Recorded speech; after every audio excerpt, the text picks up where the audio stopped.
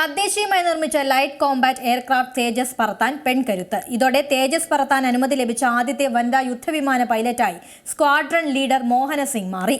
ഏകദേശം 8 വർഷം മുമ്പ് ഫൈറ്റർ സ്ക്വാഡ്രണിൽ ഉൾപ്പെടുത്തിയ ആദ്യത്തെ വനിതാ ഫൈറ്റർ പൈലറ്റായിരുന്നു അവർ. വ്യോമസേനയുടെ ഫൈറ്റർ സ്ട്രീമുകളിലെ 3 വനിതാ പൈലറ്റുമാരുടെ ഭാഗമായിരുന്നു അവനി ചതുർവേദി, ഭാവന കാന്ത് എന്നിവർക്കൊപ്പം മോഹന സിംഗും. ആദ്യകാലങ്ങളിൽ 3 പൈലറ്റുമാരും വ്യോമസേനയുടെ വിവിധ യുദ്ധവിമാനങ്ങൾ പറത്തി. ജോധ്പൂരിൽ അടുത്തിടെ നടത്തിയ തരംഗ് ശക്തി അഭ്യാസത്തിൽ 3 സായുധ സേന ഉപമേധാവികൾക്കൊപ്പം മോഹന സിംഗും ഉണ്ടായിരുന്നു.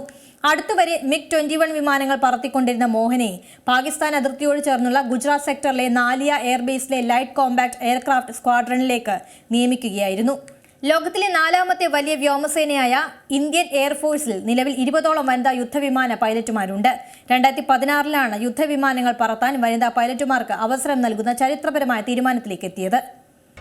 പുതിയ വാർത്തകളും വിശേഷങ്ങളും ഇനി വിരൽ തുമ്പിൽ. എല്ലാ ഡിജിറ്റൽ പ്ലാറ്റ്ഫോമുകളിലും ഇപ്പോൾ സീ മലയാളം ന്യൂസ് ലഭ്യം.